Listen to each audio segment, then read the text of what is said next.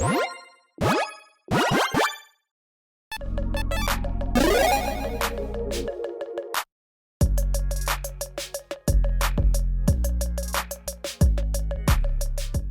everyone, Mitch coming in from the Commander's Corps studio. Welcome to the show. Okay, so the biggest, one of the biggest secret lairs that has ever been discussed. I guess there have been quite a few of them, but this is definitely the new biggest secret lair that has been discussed with the Marvel secret lair. It was kind of an unmitigated disaster in many ways. Let's jump into it and talk about what in the world happened with this one, what is going on with it, and what the future of these might be based off of just, well, not anyone, I don't think, in the community being like, this went well, this was good. Let's jump into it. Every Marvel MTG secret lair has sold out in under 5 hours. This is an article from MTG Rocks. I will link in the description below, but let's jump into it. From the moment it was announced, everyone knew that the secret lair Marvel Superdrop was going to be massive. 5 brand new secret lairs, each containing a mechanically unique card and seller reprints, is already a huge deal. The fact these cards kicked off a years-long collaboration with Marvel ensured they'd go down in history. Definitely going down in history for a couple of different reasons. And yeah, again, the fact that they are mechanically unique. And now that they've also said that, hey, we're not reprinting those mechanically unique cards as in Universe Magic, yeah, that's something as well that's to be considered with this. I have another episode where we'll jump into that a little bit. Okay. While there's no doubt the first Marvel Super Drop will go down in history, infamy might be a better word. Long before this drop launched, it was expected that it would sell incredibly quickly. Even an increased print run would struggle to cope with the sheer hype and interest from players, fans, and collectors alike. 100% infamy is probably this one's gonna live in the minds of many Magic players out there. Unsurprisingly, just as Chris Cox predicted, that is the CEO of Hasbro, the first Marvel secret lair drops didn't take long to sell out. After just a few hours, the first drops became temporarily unavailable before selling out completely. Since we've been writing this article, more and more of the Marvel drops have been selling. Now there's nothing left at all. So again, it did go quickly as predicted, and again, this one was different in that they did a, hey, here's a limited print quantity, essentially. We are going to just sell these, and first come, first serve. Or was it? And let's talk about that here in a little bit. Let's keep going. Everything must go. It's absolutely no surprise that all the Marvel secret lair drops have been selling out quickly. As mentioned, these secret lairs are the perfect storm of desirability. It's one way of putting it. The new cards are exciting, and for now, this is the only place to get them. On top of that, the selection of reprints is fantastic too, with many drops more than breaking even. So yes, again, the cards that were in it, again, had mechanically neat cards, those brand new commanders that many out there, understandably, are excited about, what those commanders do. Whether or not they're excited about them being, mechanically unique in a secret lair drop that you have to, buy immediately or never see again at all. Yeah, it's interesting. Okay. When you factor in the fact that these drops showcase some of Marvel's most beloved and iconic characters, it's no wonder so much sold out so quickly. Prior to the Super Drop going on sale, Hasbro CEO Chris Cox boasted to investors that these drops would sell out immediately. Yeah, okay, again, this is kind of like the back and forth with this as well. That's another problematic thing where they said that they were, learning how to adjust quantity and that kind of stuff. Like, oh yeah, we're going to be, obviously, if we're going to be doing these print runs, basically, of just like, okay, yeah, you have to buy it right now. We're not doing like, a couple of days worth of buying and then we just print them because they said they wanted to ship them quicker, right? They said we want to ship quicker. That's why we're doing this. But we've gotten better to estimate, the buyers essentially and be able to know how much we should print. But then you're like, no, they're going to sell it right away because we're not good at this or we know what we're doing when it comes to fear of missing out. Well, it's not the fastest secret lair sale ever, which actually is surprising to me. The speed of sales has certainly been rather immediately. Sadly, this is bad news for almost everyone involved. Yeah, again, this is literally like something that no matter what side you were on whether you're okay with, again, Universes Beyond itself, if you're okay with mechanically unique cards in secret lairs, or if you're not okay with those, if you're not okay with either of those, basically no one was happy about any of this and how all of it went down. Wizards just really kind of dropped the ball with everything, so everyone's mad now. If you didn't manage to buy what you wanted, secondary market prices are likely to be obscene. Yeah, we'll get to that. They are crazy. Considering how desirable each of these mechanically the new mechanically unique cards is. There we go. There's almost no chance they're cheap.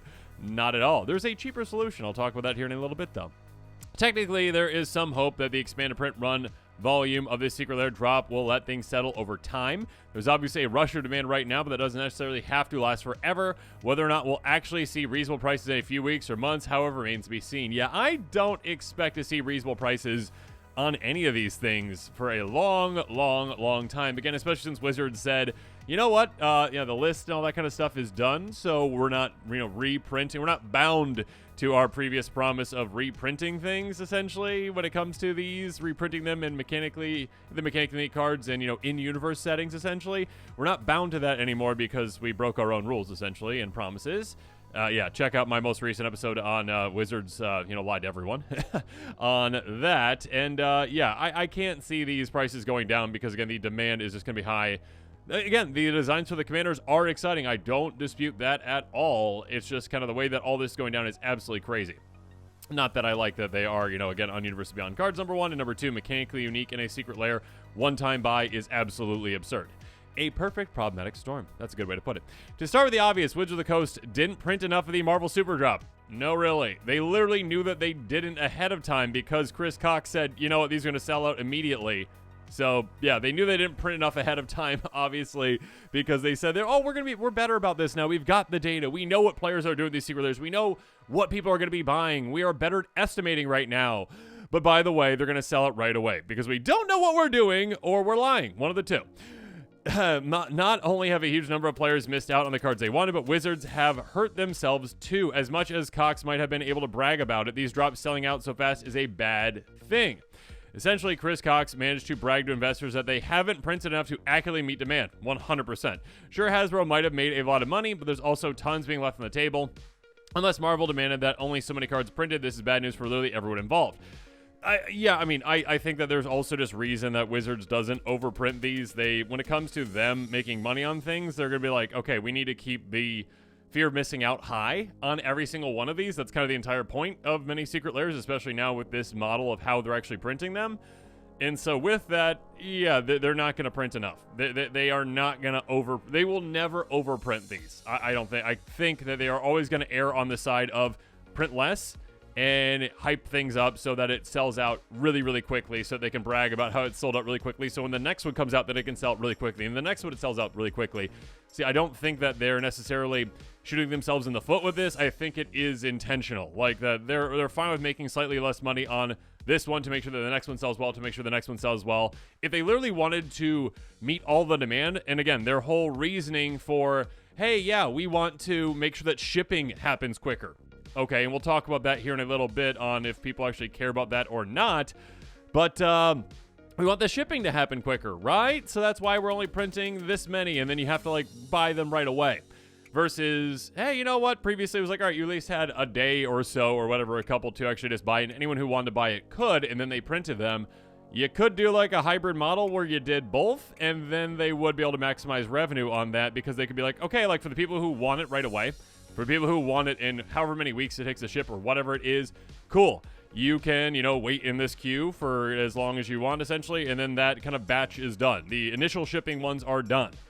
For the second batch of people who are like, okay, we're okay waiting a month or 2 or 3 or whatever the amount of time to wait would be for that, yeah, you can wait in this queue afterward. You don't have to wait in a queue. You just okay, yeah, on this day, later, the next day maybe, then there's another way to buy it, essentially. So you're not oh, okay, I missed out on the first day. I don't get the shipping immediately, but I can still buy it. Wizards, if they want to do a hybrid model like that, they could. It'd make more players who actually want these happy. They're not going to do that, I don't think, because, again, they've got their numbers. They've got ways that they're thinking about, okay, yeah, again, we need to make sure that the hype on every single one of these is super high. And if there are extra printings of these, that would not be a good thing. We want to make sure people know that these are so in demand that you have to be right on top of it, or even kind of cheating the system, and we'll get to that here in a little bit, to actually get what you want. Here we go. Beyond Wizards shooting themselves in the foot, I literally just said that they didn't. I mean, yeah, a little bit, yes. They shot themselves in the foot, in my opinion, on just how all this went down and just people being upset everywhere. Literally everyone who is, I haven't heard one Magic player they went about this the right way completely, whether it's Universes Beyond, whether it's mechanically unique, whether it's the way that they sold them. Beyond Wizards shooting themselves in the foot, this Secret Lair sale has been an absolute disaster, 100%. Long wait times to reach the checkout are nothing new, but the Marvel Superdrop just pushed it to the extreme. Even those who rushed to complete their orders in seconds were met with hour-long wait times. Yeah, literally, I think it was the Amazonian who put out a video on this essentially and said that basically, yeah, immediately hit the queue, essentially, like right at whatever it was, noon. And then it was a 4 hours waiting. Absolutely absurd. Like, how does anyone do this while working, too? Like, just at noon as well. It's absolutely crazy. That's how they're doing this. All right. As if that wasn't bad enough, the Secret Lair website crashed due to the overwhelming demand. Shortly after the website was restored, drops started selling out, which caused problems for excited players. Due to the length of the queue time, many players reached the checkout only to find their carts had been empty and sold already. Absolutely crazy. Admittedly, the fact that this happens isn't all too surprising. No, really. Since adding items to a cart doesn't mean anything, it's only when you complete the checkout process yours confirm that the cards are secured. That being said, it's incredibly disappointing and infuriating for fans, and it's a problem that requires addressing. I mean, I agree. For those that like Secret Lairs, it's definitely something that needs to be addressed. Do better. At the end of the day, we can only hope that Wizards of the Coast will do better in the future. As impressive it might be to have an entire Superdrop sell so quickly, no one is really happy, and that's kind of the main thing here. Many players are upset that they didn't get the cards they want. Investors won't be happy about money being left on the table. For the sake of everyone involved, Wizards should do better. Again, I think... I'm not in those Wizards meetings. I'm not in the Hasbro meetings, obviously. I do think that, like, it is intentional. Like, they wouldn't be doing it. Again, when they know that something is going to sell out, like that they know and they have the numbers of, okay, what we've printed in the past for these, what we can project for this one to sell, and they still say, like, it's going to sell it immediately. And they are also saying on the other side of their mouth that, like, we're getting better at estimating print runs so that everyone can get one that wants one, basically. They are more so speaking with what they actually do. And what they're actually doing is underprinting it compared to what they think it's actually going to be in total, because they want that hype. They want that fear of missing out. They don't want it to get even close to not selling out quickly, because they want people to see these things as events, essentially, so that the next one, when it happens, people are going to be even more on top of it and even more try to cheat the system to get the things that they want. And also kind of see just the absurd prices of these cards in the secondary market, so then, again, there's even more demand around getting them immediately versus having to pay that crazy cost later. But yes, again, when it comes to how they went about this, yeah, again, like, I'm not someone who personally buys Secret Lairs. I'm not someone who, again, enjoys Universes Beyond really all that much at all, and I'm not someone who at all likes mechanically unique cards in Secret Lairs like this. I think it's ridiculous that that's happening. That being said, again, when it comes to Wizards literally upsetting the entire community with this, yeah, I think they're going to have to take that into account and obviously weigh that with, how much are we making with this, and how much we project to be making with future Secret Lairs, and how much are we willing to upset the community every single time, because this is their current approach. Again, they said that they're going to go with like a sometimes this, sometimes the full day. The more hyped ones are going to be like this, unless like this. I mean, if this just keeps happening and people like eventually stop buying, again, when people start speaking with their wallets and stop buying these, then they will change their ways. But I think, again, if people are not, if people are still buying it, and again, immediately, and they're showing that, okay, there's going to be demand for this, they're going to keep doing it in this way. Annoyingly, Wizards of the Coast even knows how to do better. The last Secret Lair drop offered a new hybrid shipping model that would have made everyone happy, offering both preprints and supply. There you go. And, print to demand after the fact, the system would have worked perfectly. Hopefully, Wizards will recognize the potential of this experimental model, use it more in the future. Again, 100% that they should know how to do this, that they could have done it in this way. They don't want to do it in this way, though. They want that just absurd, just demand, people running to, not running to their computers, but yeah, walking slowly and walking safely to their computers and sitting down for multiple hours trying to wait to get one of these, because they want that demand to be so high that, again, it's seen as an event. And when you have it more so like, oh, okay, yeah, you can get it right away, or you can get it later, that's better for the customer. But Wizards is not one to do things that are better for the customer a lot of the time. They do what's best for their bottom line when it comes to the overall approach. And again, yeah, sure, they might make more money right now if they did this hybrid model. Again, they do the pre-printed one that, you get it shipped faster, and you have the people who are in line for hours waiting for that. But then you also give them an option later that does kind of, reduce the amount of fear missing out, because again, you're like, oh, okay, I can just wait till tomorrow. I don't need it right away. I'm okay with waiting later. And it does reduce the amount of just event essentially for people. The actual thought of just how big of a deal this is to some people, it reduces that. So again, maybe I'm wrong. I hope they improve their ways, but I hope that they stop doing mechanically unique secret lairs. I think it's ridiculous. But we shall see. Again, this is literally something that made no one in the MTG community happy with how all this went down at all, except for scalpers, probably, because here we go. Let's see what else happened with this. Thank you for posting this. I'm at 3690 on Reddit, because this was a really easy, not easy way to understand, but it's a very nice way to kind of see, this all explained to someone who is not all that computer savvy when it comes to things. And apparently, again, people were actually finding ways to skip the queue, and this is something that Wizards probably knew about ahead of time, and it could have happened. Here we go. I'm a cybersecurity engineer. I have no affiliation with WotC or Hasbro. This in hopes that the Secret Lair team finds this and reevaluates their platform. I'm here to explain why yesterday the queue was skippable and people were having a hard time checking out. Secret Lair uses an industry standard tool called Queueit to handle high traffic product releases. Queueit has multiple integrations via link, client-side proxy, or CDN, or load balancer or application layer for implementing the queue. Secret Lair uses the no server load cost, client-side integrating, aka the very skippable implementation as stated by Queueit directly. In their docs, they actually state that, which is kind of crazy. On the Secret Lair HTML, you can see, and here's the script right there. Thank you for being very smart with computers and pointing all this out, because I would never have known all this. Since you're doing client-side, that means that you're vulnerable to the classic 302 HTTP redirects that can be interrupted before the queue can be physically checked if you're in it, or have you been there to begin? Example, stopping the page mid-loading during the redirect. Again, people way smarter than me understanding how in the world to do this. It's absolutely crazy. All right, this behavior punishes people using the system and rewards those going around it, which is just kind of ridiculous. Dear Secret Lair team, please implement the secure CDN, proxy, or load balancer implementation of Queueit. Then please add validation on QID and token decline to checkout. I cannot imagine the human resource cost for the integration is worth the customer service headache. Bad publicity and a happy fan. Sincerely, a fan. So again, literally, I think it says here, I don't know why that image got so small, but basically, like, in their actual documents, in this developer docs, it says that it's very skippable. That's the one that they implemented. So again, people who are cheating the system for this Secret Lair were rewarded for it, and the people who are actually waiting in line, again, the people who, again, like I think I said, the Amazonian basically said, like, queued up right away at noon, and then waited 4 hours. Because, yeah, if you were actually going about things in the right way, and you were actually, there on time, and you were not trying to skip around the queue with this, or you didn't know how to skip around the queue with this, then you were punished for it because, yeah, the people who did were obviously rewarded for it. Which seems like a very Wizards thing, that they, didn't put the extra money into developers to actually do this properly. And yeah, they're just going to get a bunch of complaints. Here we go. All right, so when it comes to, again, just the absurd demand for this right now, it seems like a bunch of scalpers got these, essentially. Which is kind of, again, the problematic approach with all this, that if you're not allowing people to just buy this whenever, having that hybrid model, essentially, you're going to get people who are just buying them just to resell them for a much higher price.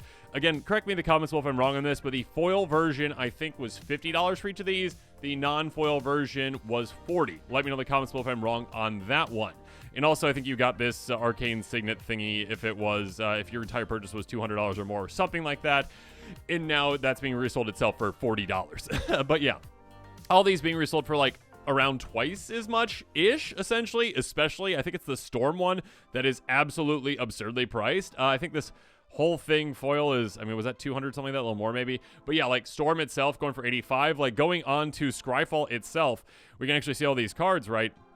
Deck list version, yeah, each of these are, again, Black Panther at 37 at the lowest, moving up to Iron Man at 50, we got Captain America at 57, Wolverine at 63, and then Storm at $70. So again, people who are getting these are just immediately reselling them. And again, the entire Secret Lair drop for Storm itself, right? The non-foil version was $40? And people reselling it for almost twice as much just for the one card. Just reselling that one card, essentially, at this point. Like, literally, the entire cost of all these is $279. according to Scryfall right now at this point. And again, I think you can get the entire thing previously for like 200 if you got all of them. But again, the people who are getting them are the people who are cheating the queue. And yeah, apparently a lot of scalpers out there just going there to resell things. Now, that being said, again, I do have a solution for you. Again, I think my least favorite thing in Magic over the last couple of years, my least favorite thing overall ever, I think, is the fact that Wizards is doing these mechanically unique cards outside of Universe. And just, I mean, the fact that they're mechanically unique and they're selling them individually is just absolutely absurd, just directly from them. It is a concept that I can't believe that they ever did, and that, yeah, it's a very bad practice in my opinion. But there is a solution to this where you don't have to pay, again, $279 or more to play with these commanders. It's called proxying, everyone. Now, if you are okay with, Universes Beyond stuff, great, good for you. You can play with these. You can easily just get the images from here, print them out. Or if you, want something, it's a little more Magic inverse in Universe, essentially. On my episode more recently, I did the Wizards Light episode. You want to check that one out. It's about how, again, they basically said, yeah, we are going to go forward after The Walking Dead, and we are going to reprint in-universe versions of these. And then they're like, oh, wait, no, we're not going to do that anymore now. So, yeah, make sure you check that out. But also, and I will link this in the description below if I remember to do so. If not, it's in that episode's description. And actually, I think the comments as well. But yeah, I do have a little link to a Dropbox where there is a file that you can download and you can print off yourself, which is some Magic in-universe versions of each of these. So again, if you want to play with more Magic-looking cards-ish versus, Marvel-looking cards, then you can play with those. It's the exact same cards. It will cost you a lot less than $279. Again, you can... If you've got to print it yourself, great. If you need to go to your local library, great. Or your local Kinko's or whatever other print shop, cool. It'll cost you like $1 or so to print that versus, again, $279. So, again, if you do want to play with these mechanically neat cards, never feel bad for that at all. That being said, again, if you don't like the practice that they are doing right now with, again, just the thing that they're selling, number one, the way that they're selling it, number two, and just their complete disregard for their customers, it seems like, when it comes to them making decisions, then yeah, there are other options, so make sure you check that out. And with that, this episode is coming to a close. Comment below with your thoughts on it, and of course, as always, thanks again, and have a good one.